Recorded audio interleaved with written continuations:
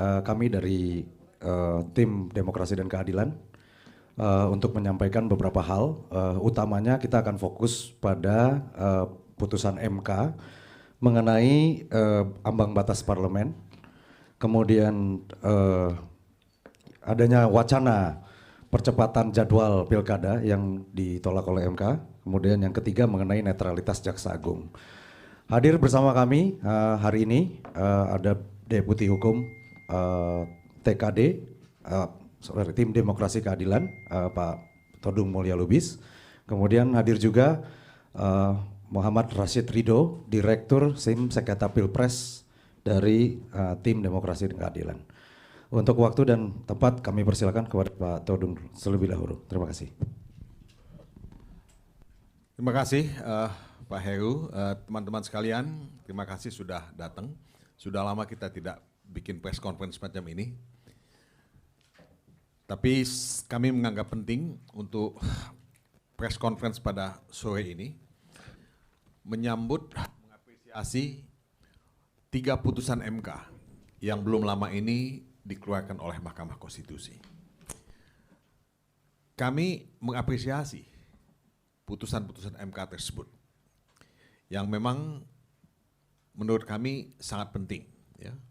Seperti diketahui, ketiga putusan MK yang banyak juga diberitakan di media itu menyangkut mengenai jadwal pilkada serentak.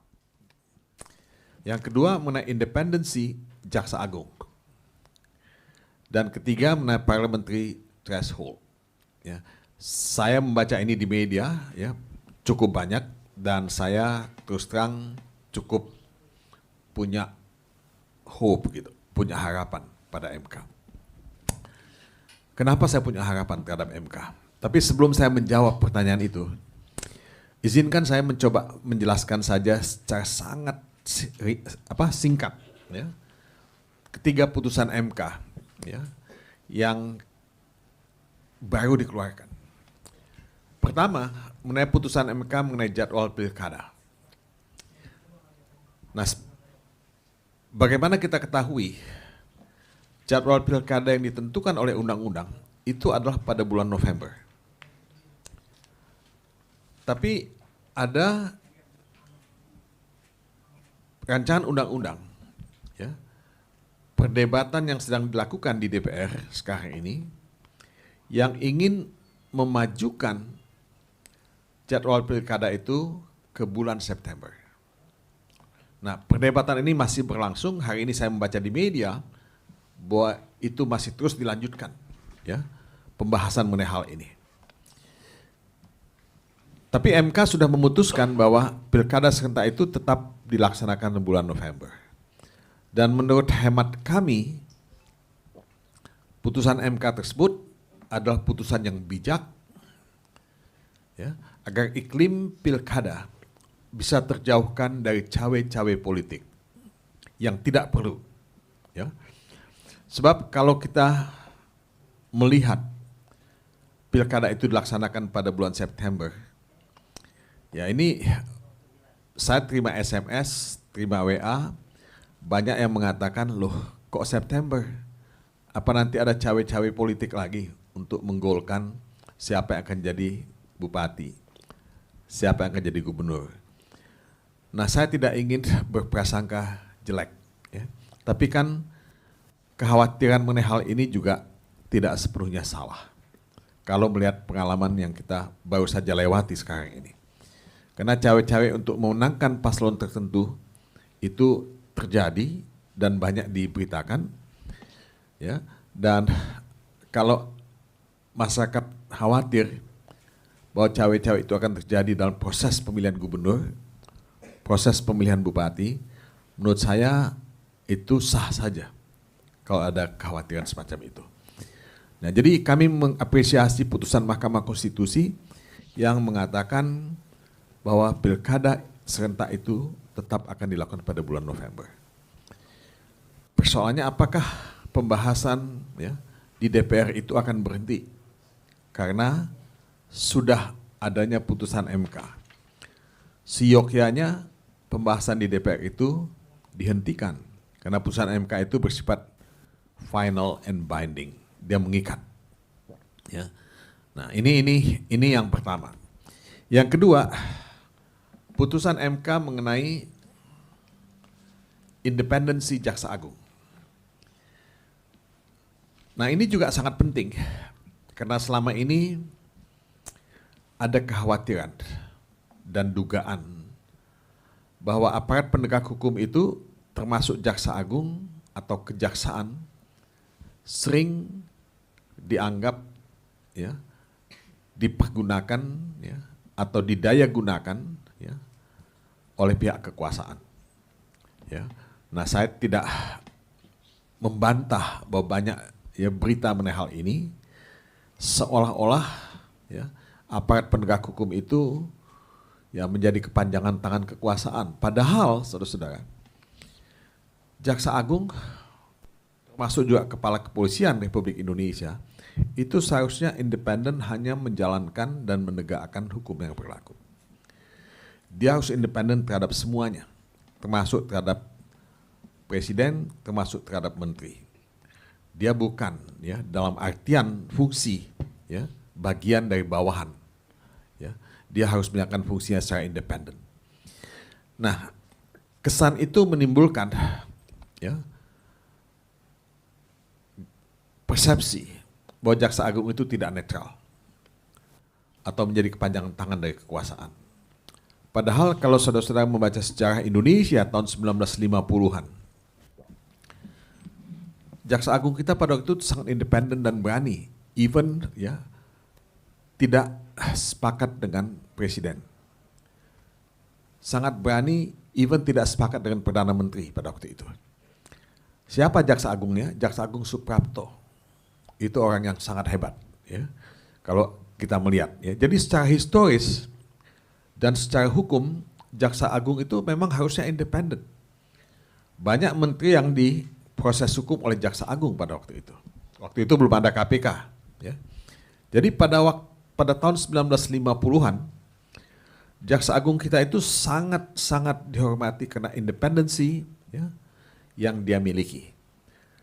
Berani berhadapan dengan pemerintah. Nah, saya nggak tahu apakah Jaksa Agung sekarang berani berhadapan dengan pemerintah. Ini pertanyaan yang Anda bisa jawab sendiri. Nah, putusan MK yang ketiga adalah mengenai apa yang disebut parliamentary threshold. Saya pribadi mengapresiasi putusan ini, walaupun, nah ini saya ulangi, walaupun masih perlu diperdebatkan parameter yang dipakai untuk menetapkan zero threshold itu. Sebab pasti ada banyak pro dan kontra.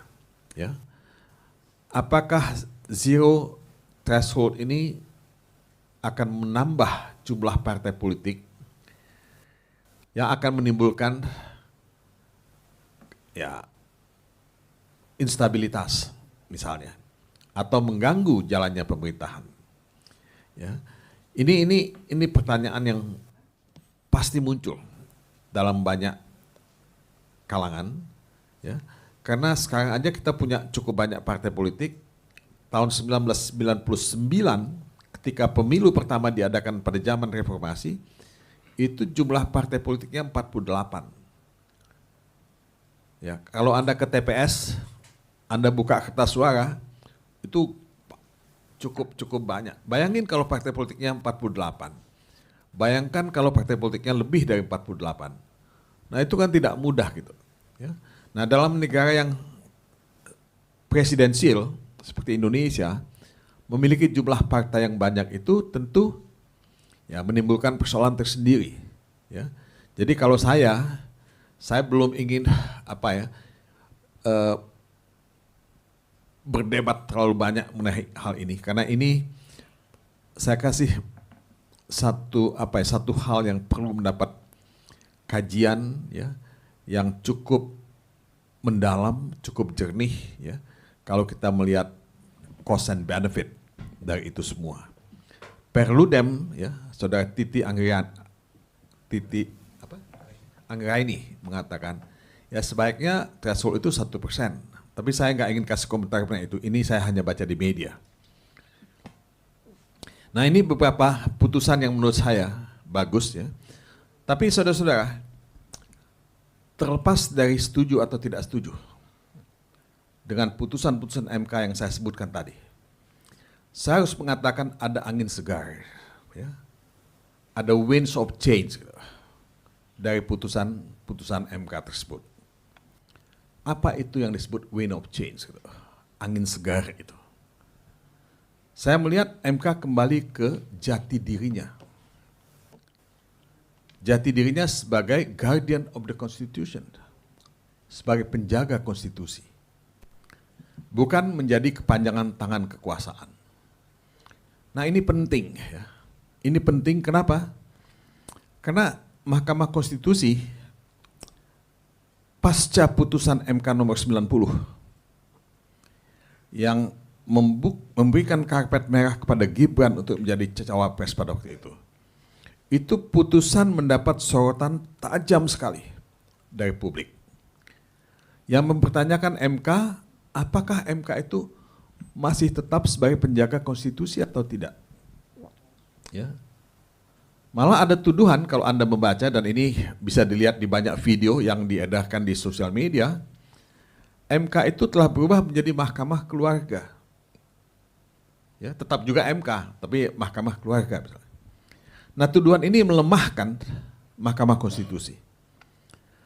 Tidak berlebihan kalau saya mengatakan MK mengalami demoralisasi.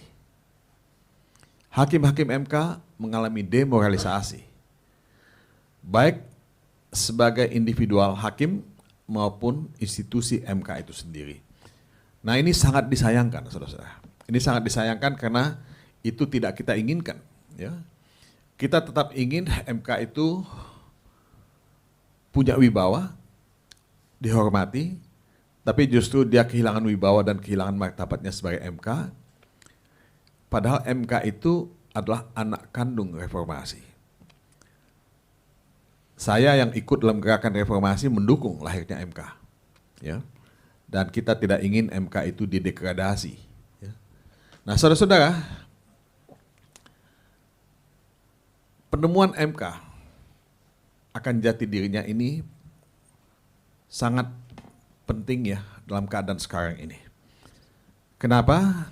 Karena ke depan MK akan dihadapkan pada ujian yang lebih berat. Nah, ujian apa itu? Yaitu ujian ketika MK mengadili sengketa Pilpres. Saya harap MK akan kembali menjalankan tugasnya sebagai penjaga konstitusi, bukan sebagai kepanjangan tangan kekuasaan. Nah, saya mengatakan ini karena Paslon 03 pasti akan mengajukan permohonan PHPU ke Mahkamah Konstitusi. Setelah selesai perhitungan manual ya, yang dibuat oleh KPU pada tanggal 20 Maret yang akan datang. Dan saya hakul yakin Paslon 01 juga akan mengajukan permohonan PHPU sengketa Pilpres ke Mahkamah Konstitusi. Karena itu penting MK yang independen, MK yang profesional. Ya. Saya harapkan MK akan memeriksa permohonan sengketa Pilpres secara teliti dan seksama dan profesional, penuh dengan integritas, tidak hanya fokus pada perbedaan perolehan suara.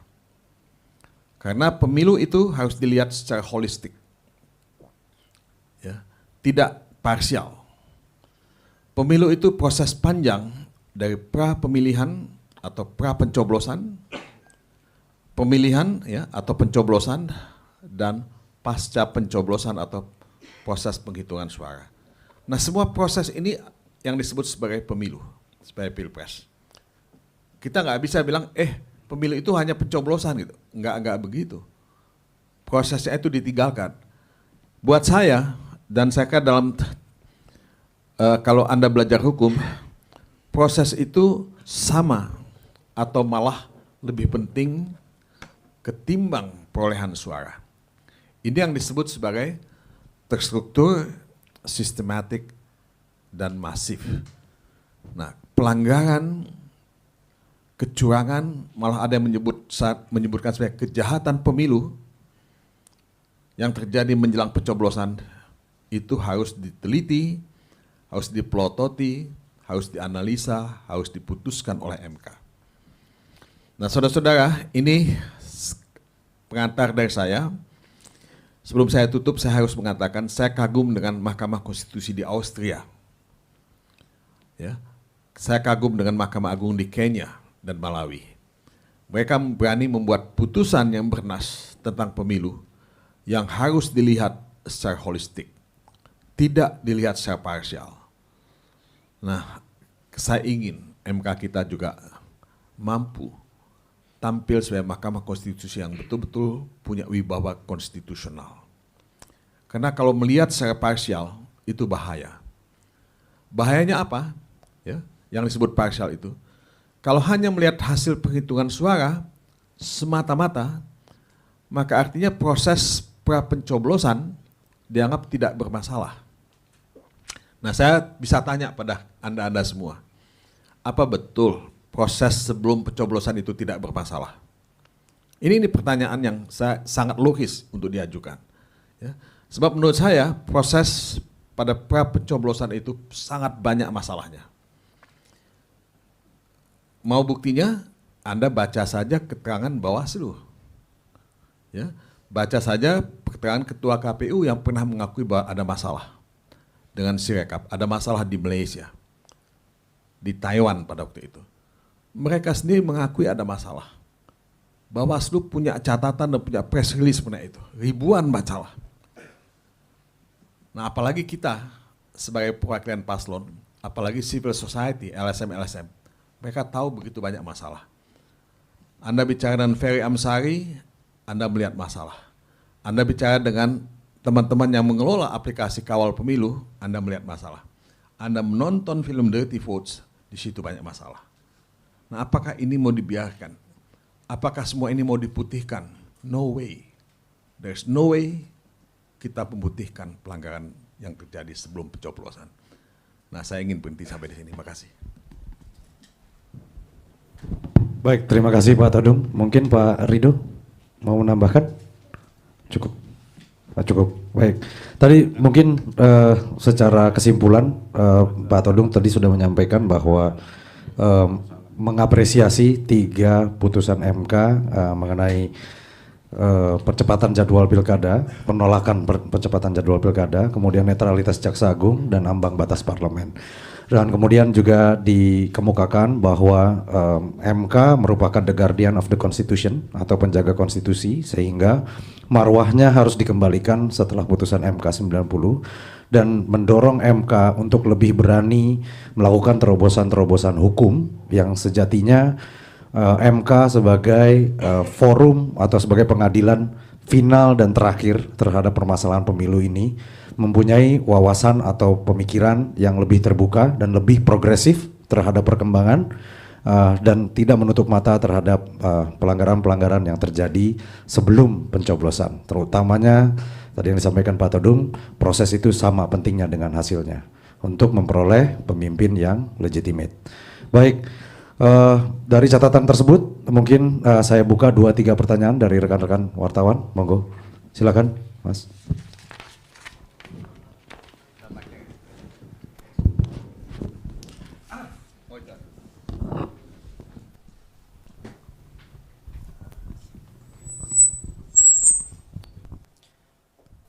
Baik, selamat sore semuanya.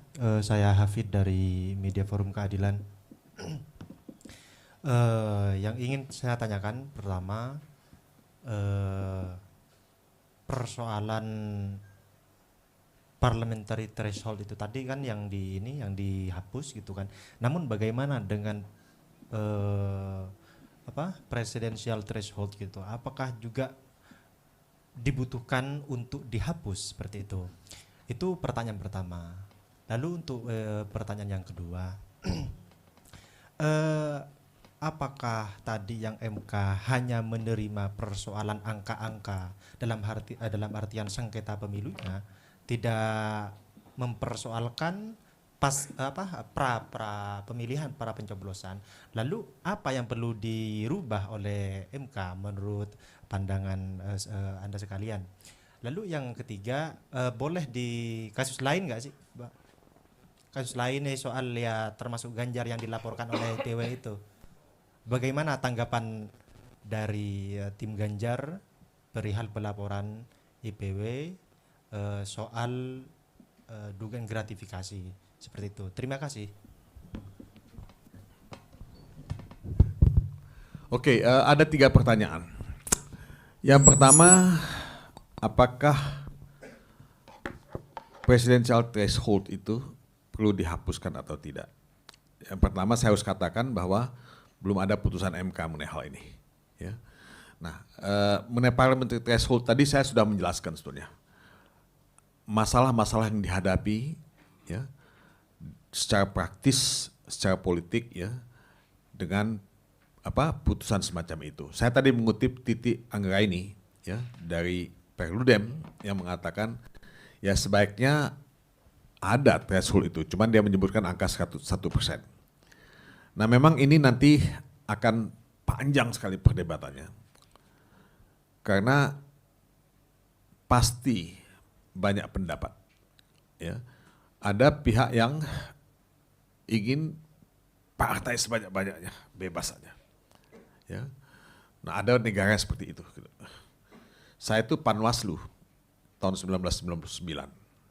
Itu 48 partai politik. Dan itu tidak mudah. Ya. Nah tadi saya sudah katakan gimana Anda membuka kertas suara kalau isinya 48 atau lebih.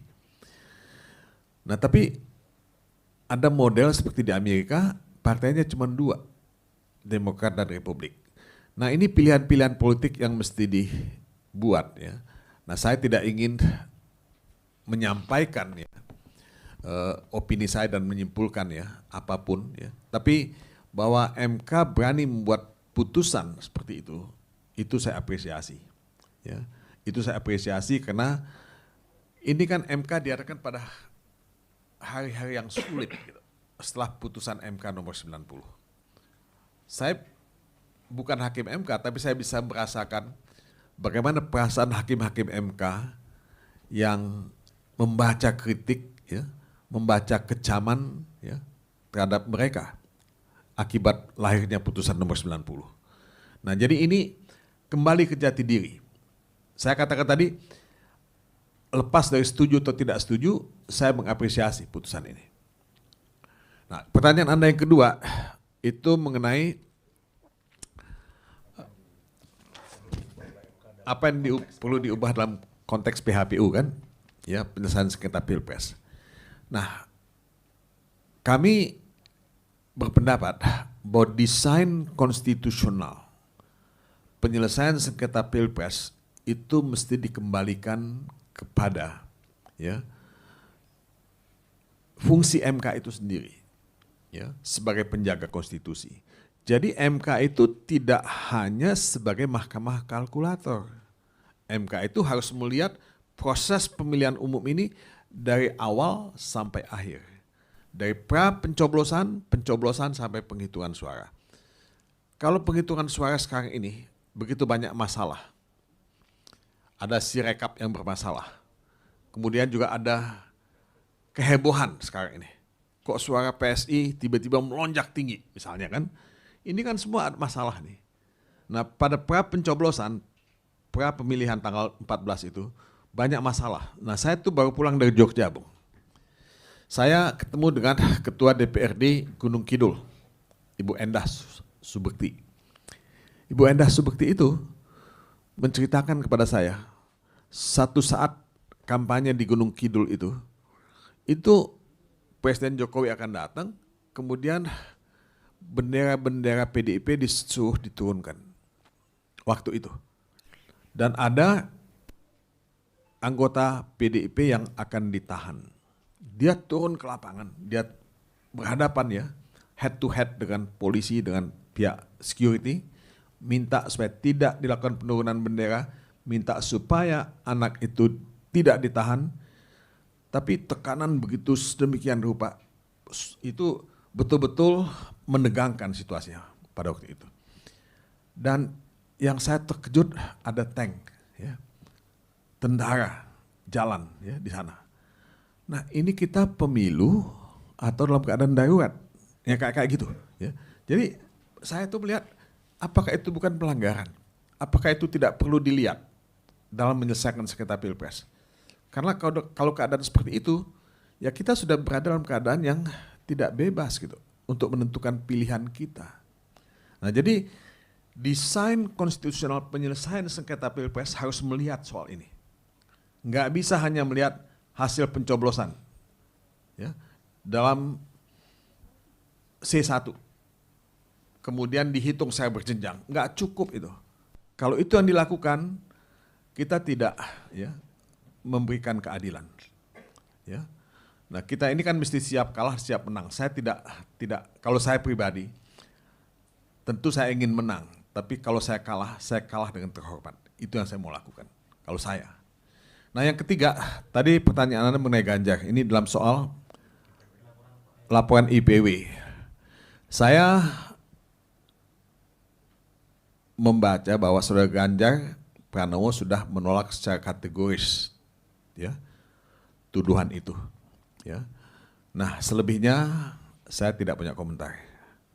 Ya, terlalu prematur buat saya untuk menjawab soal seperti ini. Tapi Ganjar ya, udah menjawab sendiri dan saya kasih itu cukup untuk sementara ini. Oke, makasih. Yang lain? Ada. Ya, mungkin Pak Ridho mau nambahkan. Ya. Monggo. Sedikit saya tambahkan terkait dengan pengajuan permohonan PHPU nantinya, bahwa kami dari tim hukum sudah mempersiapkan semua dari permohonan, dari ahli maupun saksi-saksi gitu loh. Insya Allah kita pastikan setelah adanya keputusan KPU nantinya kami akan ajukan sebelum batas waktu ya. Kemungkinan KPU pasti akhir waktu dipakainya tanggal 20, berarti kemungkinan ya setelah itu kita akan sampaikan. Dan yang terpenting bagi kami dalam tim sudah sepakat mengatakan bahwa proses yang buruk dari proses ya, kita bicara bukan hanya perhitungan, hasil perhitungan, tapi proses yang buruk akan menghasilkan pemimpin yang buruk. Itu yang kami percaya sekali bahwa Mahkamah Konstitusi juga harus bertanggung jawab terhadap proses yang buruk tidak menghasilkan suatu pemimpin yang baik. Demikian, terima kasih. Baik, ada pertanyaan lain rekan-rekan? Silakan Mas. Terima kasih Mas. Salam kenal, saya Rizky dari inilah. Terima kasih. Saya Rizky dari inilah.com. Izin minta tanggapan dari Pak Todung. Sebelumnya kan Pak Todung menyatakan bahwa hak angket ini nih fokusnya untuk mengungkap dugaan kecurangan pemilu, bukan untuk memajukan Pak Jokowi. Dan sebenarnya dan sasarannya siapa untuk pemerintah? Karena angket ini kan untuk pemerintah. Sedangkan KPU sendiri itu adalah lembaga independen. Itu yang pertama. Apakah mungkin setelah melalui instrumen hak angket ini misal terungkap dugaan kecurangan tadi, bakal ada usulan lain untuk pemazulan atau sejenisnya? Dan yang kedua, soal gugatan ke MK ini bakal diajukan kapan? Pak Mahfud bilang katanya baru bisa ngelapor itu tanggal 24. Di tanggal 24 itukah atau setelah tanggal itu? Bagaimana sejauh ini persiapan bukti-bukti yang bakal dikumpulkan untuk dibawa kepada MK? Paling itu aja, saya kembalikan pada Pak Todung. Terima kasih.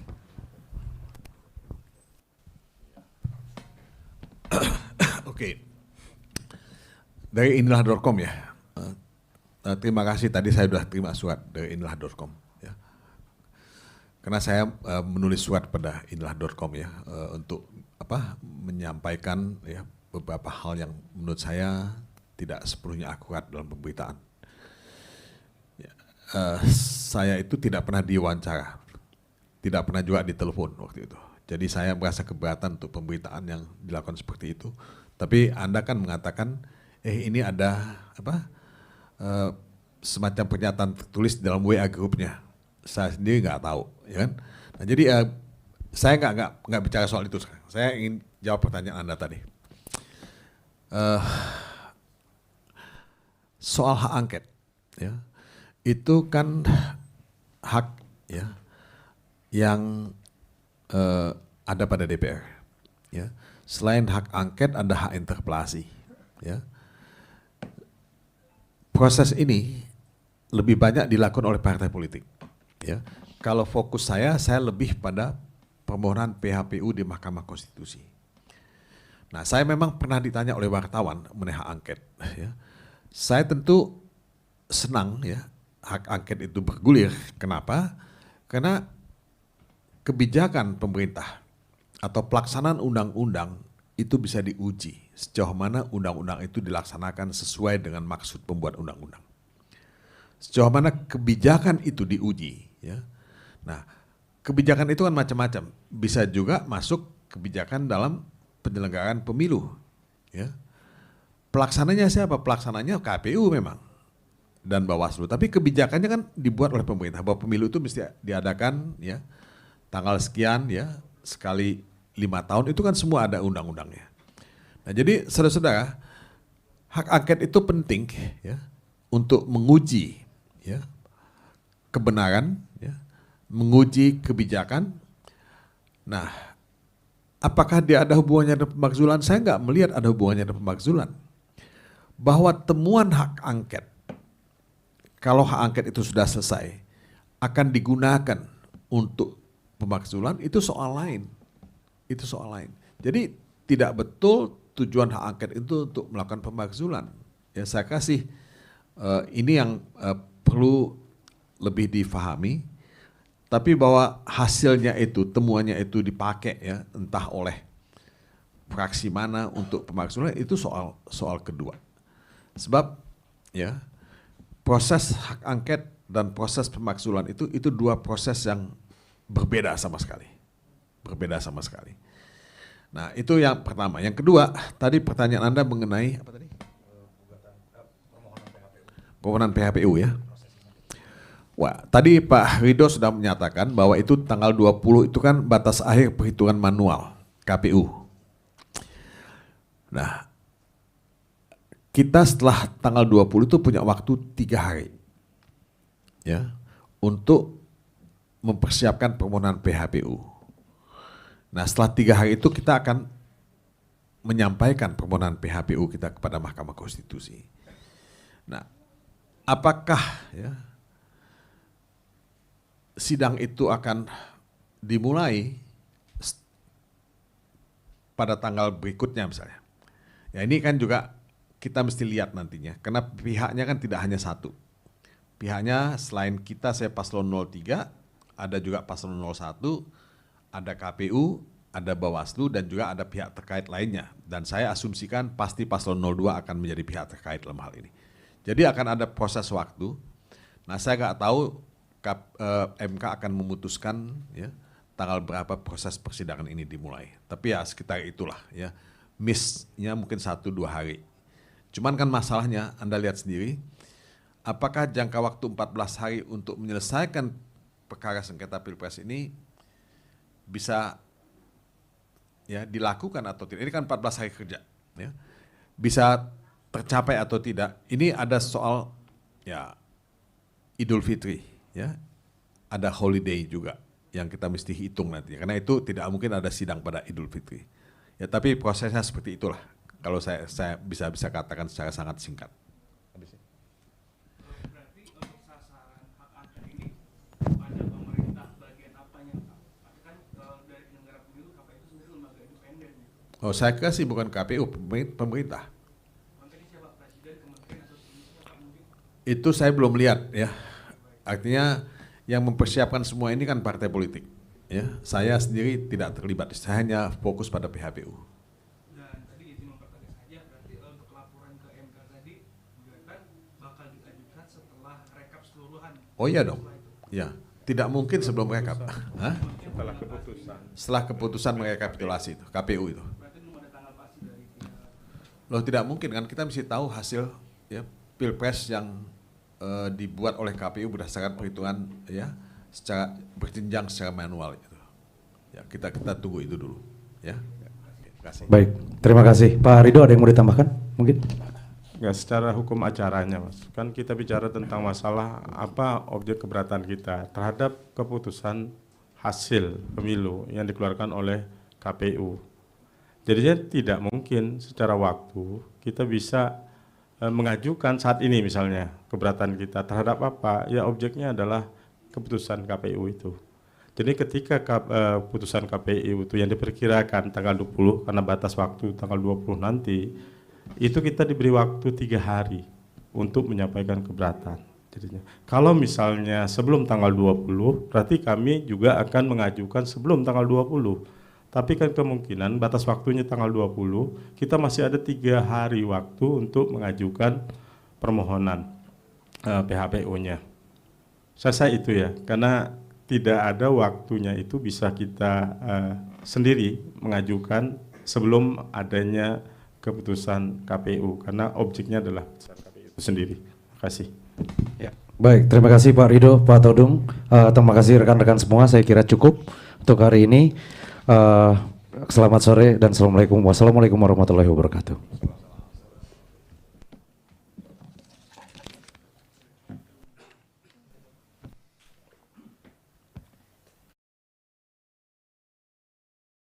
Jangan lupa follow, like, dan subscribe sosial media Tribun Jateng.